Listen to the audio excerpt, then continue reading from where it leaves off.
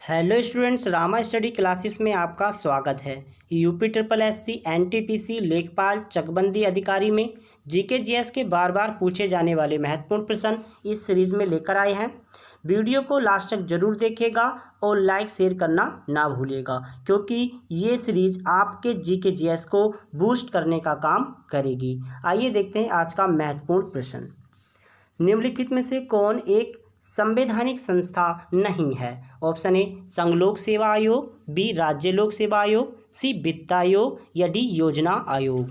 तो इसका right answer है डी योजना आयोग। योजना आयोग संवैधानिक संस्था नहीं है, ये गैर संवैधानिक संस्था है।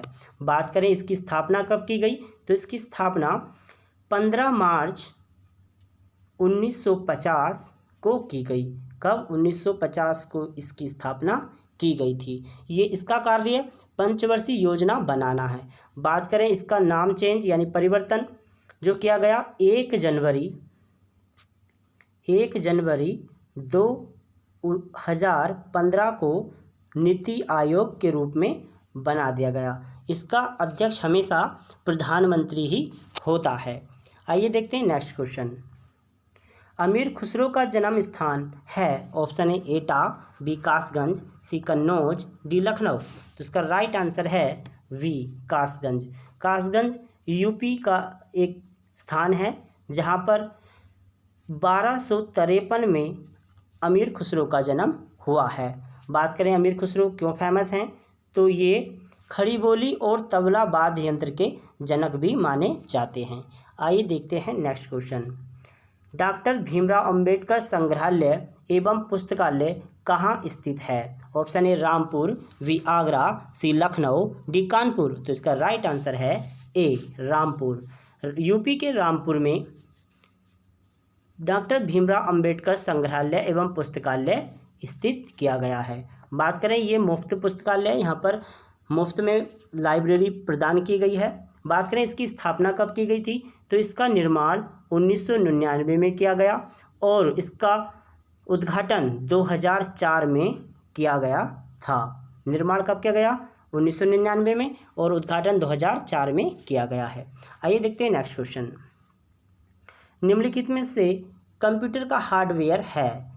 Option A C++, B window 7, C CD-ROM या D none of the above. तो इसका राइट आंसर है सी CD-ROM।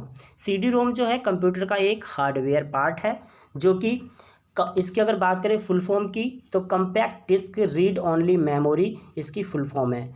इसे आसानी से बदला या मिटाया नहीं जा सकता क्योंकि ये लेजर किरणों के द्वारा ही पढ़ा जा सकता है। ठीक है, आइए देखते हैं नेक्स्ट क्वेश्चन। भारत का एकमात्र राज्य है जहां सामान्य सिविल कोड का प्रावधान है? Option A Goa, B Jammu Kashmir, C Kerala, D Assam. तो इसका राइट आंसर है ए गोवा। भारत का एकमात्र राज्य है जहां पर सामान्य सिविल कोड का प्रावधान किया गया है। बात करें इसकी तो इसका मतलब ये होता है कि ये समान नागरिक संहिता एवं विशेष विवाह अधिनियम 1954 के तहत किया गया है। यानी किसी भी धर्म या जाति के विवाह को संपन्न किया जा सकता है। ये ज़रूरी नहीं है कि मुस्लिम या कोई भी एक कास्ट से ही विवाह होगा, अदर कास्ट में भी वहाँ पर विवाह हो सकता है। यानी दोनों जो जोड़े होते हैं वो अदर कास्ट के भी हो सकते हैं। ये मान्यता गोवा में है समान नागरिक संहिता एवं विशेष विवाह अधिनियम 1954 के तहत। ठीक है, आइए देखते हैं नेक्स्ट क्वेश्चन। गणतंत्र दिवस 2020 के समारोह में मुख्य अतिथि कौन थे? Option A Barack Obama, B Francois Hollande, C Bolsonaro, D Cyril Ramaphosa. तो इसका राइट आंसर है सी बोल्सोनारो, जो कहाँ के राष्ट्रपति हैं? ब्राज़ील के राष्ट्रपति हैं, जो 2020 में 26 जनवरी 2020 को गणतंत्र दिवस पर मुख्य अतिथि के रूप में आए थे। आइए देखते हैं नेक्स्ट क्वेश्चन। राज्यसभा का सदस्य बनने के लिए आवश्यक न्यूनतम आयु कितनी होनी चाहिए या कितनी है? ऑप्शन ए 21 वर्ष, बी 25 वर्ष, सी 30 वर्ष या डी 35 वर्ष। तो इसका राइट आंसर है सी 30 वर्ष उम्र होना चाहिए राज्यसभा का सदस्य बनने के लिए। ठीक है, बात करें राज्यसभा की तो राज्यसभा आर्टिकल 80 में है। बात करें इसमें राज्यसभा में कुल सदस्यों की संख्या 250 होती है, जबकि 245 को ही मनोनीत किया जाता है, जिसमें 12 सदस्यों को राष्ट्रपति द्वारा मनोनीत किया जाता है और 233 सदस्य हर दूसरे वर्ष मनोनीत किए जाते हैं। ठीक है, जो शिक्षा एवं किसी भी कला या साहित्य से होते हैं। ठीक है, बात करें लोकसभा की, तो लोकसभा में 25 वर्ष की आयु तक सदस्य बन सकते हैं, यानी 25 वर्ष की आयु होना अनिवार्य है। और लोकसभा में 552 सदस्य होते हैं, जिसमें से 545 पे चुनाव होता है। ठीक है, और ये लोकसभा जो है आर्टिकल 79 में दिया गया है। और लोकसभा का कार्यकाल कितना होता है? 5 वर्ष का होता है। और राज्यसभा का कार्यकाल 6 वर्ष का होता है। आइए देखते हैं नेक्स्ट क्वेश्चन।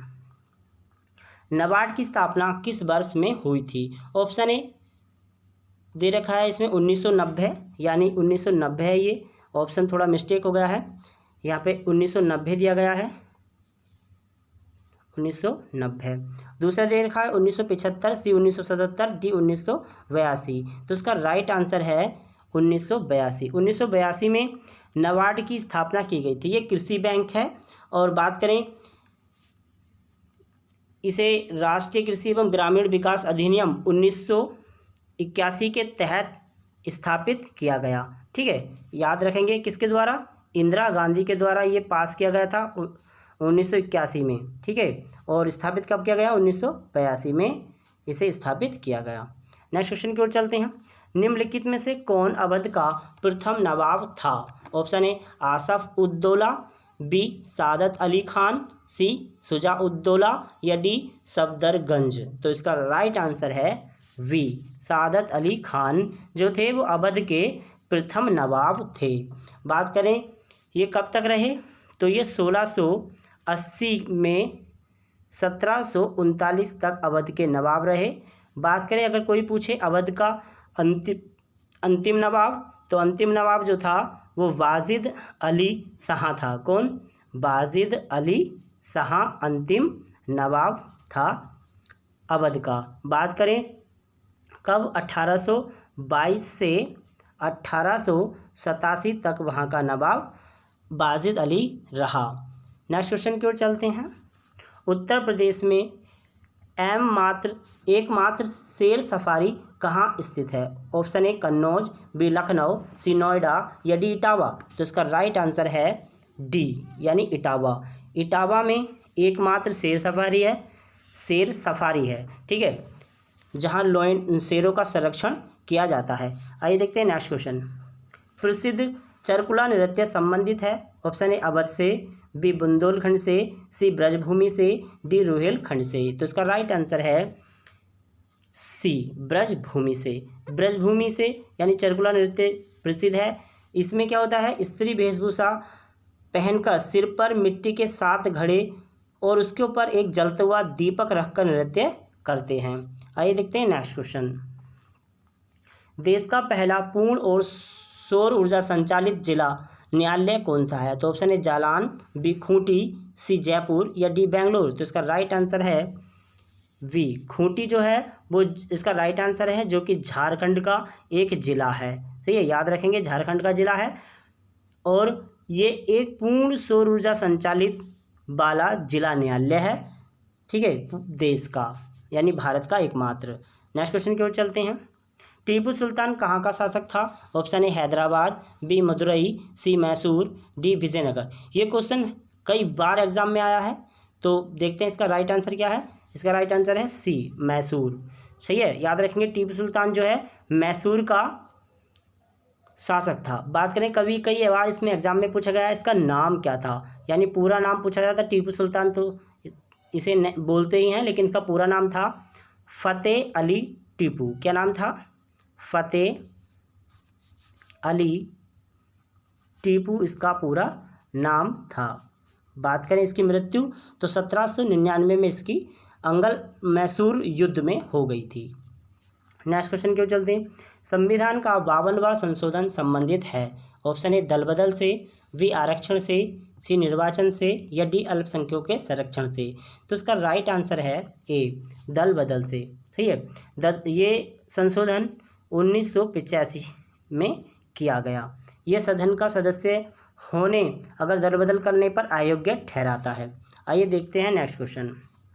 प्रसिद्ध गीत सारे जहां से अच्छा हिंदुस्तान हमारा के रचनाकार कौन हैं? Option A Sahir Ludhianvi, B Sir Syed Ahmad Khan, या सी सर मोहम्मद इकबाल, या डी बहादुर शाह जफर। तो इसका राइट आंसर है सी sir Mohammad Iqbal.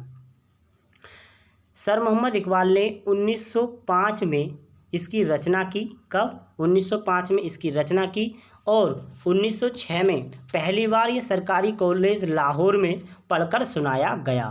Next question की ओर चलते हैं। भारत कला भवन कहाँ स्थित है? Option A Banaras, B Lucknow, C Allahabad, D Delhi. तो इसका राइट आंसर है ए बनारस। ये बनारस में भारत का कला भवन है, जहाँ इसकी स्थापना 1920 को रामकिशन दास ने कराई थी। यहाँ पर सभी शैलियों की चित्रों का विशाल संग्रह है। नेक्स्ट क्वेश्चन चलते हैं। अशोक के प्रधान शिलालेखों में सबसे बड़ा शिलालेख कौन सा है? ऑप्शन ए 11वां, बी 12वां, सी 13वां, डी 14वां। तो इसका राइट आंसर है सी 13वां। 13वां शिलालेख अशोक का सबसे बड़ा शिलालेख है। बात करें इस शिलालेख में कलिंग के युद्ध का वर्णन किया गया है। बात करें अशोक के शिलालेखों को किसने पढ़ा था? तो प्रिंस जोसेफ द्वारा पढ़ा गया था। नेक्स्ट क्वेश्चन की ओर चलते हैं। निम्नलिखित में से कौन सा कृत्रिम बंदरगाह है? Option A Chennai, B Visakhapatnam, C Mumbai, या डी उपरोक्त में से कोई नहीं। तो इसका राइट आंसर है ए चेन्नई। चेन्नई जो है एक कृत्रिम बंदरगाह है। बाकी विशाखापत्तनम, मुंबई और अन्य बंदरगाह में थोड़ा निर्माण किया गया है जो कि बनावटी हैं, सॉरी जो प्राकृतिक हैं, और ये चेन्नई जो है एक कृत्रिम बंदरगाह है जो बनाया गया है। नेक्स्ट क्वेश्चन की ओर चलते हैं। किस महाद्वीप को the land of golden flash के नाम से जाना जाता है? Option A Europe, B Asia, C Africa, D Australia. तो इसका राइट आंसर है डी ऑस्ट्रेलिया। ऑस्ट्रेलिया महाद्वीप को the land of golden flash के नाम से जाना जाता है। बात करें इसे क्या और किस नाम से जाना जाता है? तो लघु महाद्वीप भी कहा जाता है। ठीक है, नेक्स्ट क्वेश्चन की ओर चलते हैं। वर्ष 2019 का साहित्य अकादमी पुरस्कार किसे दिया गया है? Option A Nasira Sharma, B Ramesh Kuntal, C Chitra Mudgal, या डी नंदकिशोर आचार्य। तो इसका राइट आंसर है डी नंदकिशोर आचार्य। बात करें इसकी साहित्य अकादमी पुरस्कार की शुरुआत 1954 में की गई थी और इसकी जो राशि है वो 1 लाख रुपए के रूप में प्रदान की जाती है और एक प्रशस्ति पत्र भी दिया जाता है। ठीक है, 1954 में इसकी शुरुआत की गई थी। बात करें नंदकिशोर आचार्य को जो पुरस्कार दिया गया है ये छिलते हुए अपने को नामक कविता के लिए दिया गया है। चलते हैं नेक्स्ट क्वेश्चन की ओर। किस समिति ने त्रिस्तरीय पंचायत प्रणाली की अनुशंसा की? Option A Ashok Mehta, Balwant Rai Mehta, C Dinesh Goswami, D LM Sanghvi. तो इसका राइट आंसर है वी बलवंत राय मेहता ने त्रिस्तरीय पंचायत प्रणाली की अनुशंसा की थी। बात करें इसकी शुरुआत कब की गई? तो इसकी शुरुआत 1956-57 में की गई थी। ये इसकी त्रिस्तरीय का मतलब है कि ग्राम, खंड और जिला स्तरीय होगा। ये किसने बताया था? ये बलवंत राय मेहता ने बताया था। बात करें अशोक मेहता ने द्विस्तरीय की सिफारिश की थी जो कि पंचायती राज व्यवस्था आर्टिकल 40 में दिया गया है। नेक्स्ट क्वेश्चन की ओर चलते हैं। चींटियों का अध्ययन को क्या कहते हैं? ऑप्शन ए मर्मिकोलॉजी, बी हर्पटोलॉजी, सी निमेटोलॉजी, या डी नीडोलॉजी। तो इसका राइट आंसर है ए मिर्मिकोलॉजी। क्या है? चींटियों के अध्ययन को कहा जाता है। बात हिर्पटोलॉजी की है तो ये सरीसृप का अध्ययन कहलाता है। किसका? सरीसृप का अध्ययन कहलाता है हर्पटोलॉजी। और न्यूमेटोलॉजी और नोडोलॉजी जो है पक्षियों के घोंसलों का अध्ययन कहलाता है। आइए देखते हैं नेक्स्ट क्वेश्चन। हथेली में पाई जाने वाली हड्डी का क्या नाम है? Option A humerus, B radius, C carpals, या डी मेटाकार्पल्स। तो इसका राइट आंसर है डी मेटाकार्पल्स जो है हथेली में पाई जाने वाली हड्डी का नाम है। बात करें इसमें हड्डी जो है उंगली सहित 14 हड्डियां पाई जाती हैं। कितनी? 14 हड्डियां पाई जाती हैं हथेली में। नेक्स्ट क्वेश्चन की ओर चलते हैं। इंसुलिन एक प्रकार है option A hormone, B enzyme, C vitamin, D protein. तो इसका राइट आंसर है ए यानी हार्मोन। इंसुलिन जो है एक प्रकार का हार्मोन है, ठीक है। याद रखें क्या जिसकी खोज किसने की थी, तो इसकी खोज फैंड्रिक ने की थी। फैंड्रिक बेटिंग किसने की थी, फैंड्रिक बेटिंग ने इसकी शुरुआत यानी इसकी खोज की थी इंसुलिन की। इंसुलिन की कमी से क्या हो जाता है, मधुमेह रोग हो जाता है। अगर इसकी कमी बात करें तो कमी से क्या हो जाता है, तो कमी से मधुमेह रोग हो जाता है, याद रखेंगे, ठीक है। और ये क्या है, एक प्रकार का हार्मोन्स है जो एक इंजेक्शन के रूप में दिया जा सकता है, ठीक है। नेक्स्ट क्वेश्चन, ये कहाँ से स्रावित होता है, तो ये भी ध्यान रखेंगे, ये आग्नेय से स्रावित होता है, ठीक है। नेक्स्ट क्वेश्चन की ओर चलते हैं। बीसीजी वैक्सीन किस रोग में प्रयुक्त होती है, ऑप्शन ए डिफितीरिया, बी क्षय रोग, सी टिटनेस, डी खसरा। तो इसका राइट आंसर है बी यानी क्षय रोग। बीसीजी जो वैक्सीन है वह क्षय रोग में प्रयुक्त की जाती है, यानी क्षय रोग बोले तो ये टीबी रोग में, जिसे माइकोबैक्टीरियम ट्यूबरकुलोसिस नामक जीवाणु द्वारा होती है और ये फेफड़ों में संक्रमित हो जाती है। नेक्स्ट क्वेश्चन की ओर चलते हैं। कठोर स्टील किन अवयवों का मिश्रण है, ऑप्शन ए लोहा कार्बन, बी लोहा जिंक, सी लोहा निकिल या लोहा निकिल क्रोमियम। तो इसका राइट आंसर है डी लोहा निकिल और क्रोमियम से कठोर स्टील बनता है। नेक्स्ट क्वेश्चन की ओर चलते हैं। वसा में घुलनशील विटामिन कौन से नहीं हैं, option A vitamin A, B vitamin D, C vitamin E and K या D vitamin B and C. तो इसका राइट आंसर है D vitamin B and C जो हैं वो वसा में घुलनशील नहीं हैं, बल्कि ये किस में घुलनशील हैं, जल में, ठीक है। बाकी ये जो दे रखे हैं बाकी सारे विटामिन किस में घुलनशील हैं, वो वसा में घुलनशील होते हैं। कहाँ होते हैं, वसा में घुलनशील होते हैं और विटामिन बी एंड सी जल में घुलनशील होते हैं। नेक्स्ट क्वेश्चन की ओर चलते हैं।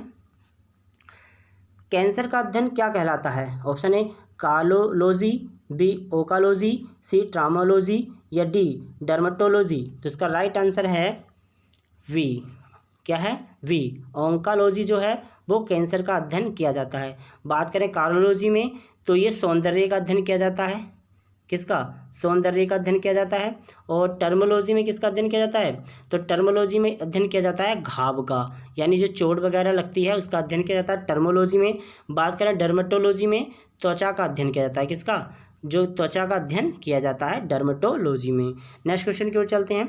निम्न में से सबसे हल्की गैस कौन सी है, option A neon, B helium, C nitrogen या डी रेडॉन। तो इसका राइट आंसर है बी हीलियम जो है वो सबसे हल्की गैस है। बात करें सबसे भारी गैस की तो रेडॉन जो है ये भारी गैस है, ठीक है। नेक्स्ट क्वेश्चन की ओर चलते हैं। हरे फलों को कृत्रिम ढंग से पकाने हेतु प्रयुक्त गैस है, option A acetylene, B ethane, C calcium carbide या डी एथिलीन। तो इसका राइट आंसर है ए एसिटिलीन जो है इसके द्वारा कृत्रिम ढंग से फलों को पकाया जा सकता है, ठीक है, याद रखेंगे। अगर हमारी वीडियो आपके लिए हेल्पफुल है तो इसे लाइक शेयर करना ना भूलिएगा और चैनल को सब्सक्राइब जरूर कीजिएगा। धन्यवाद।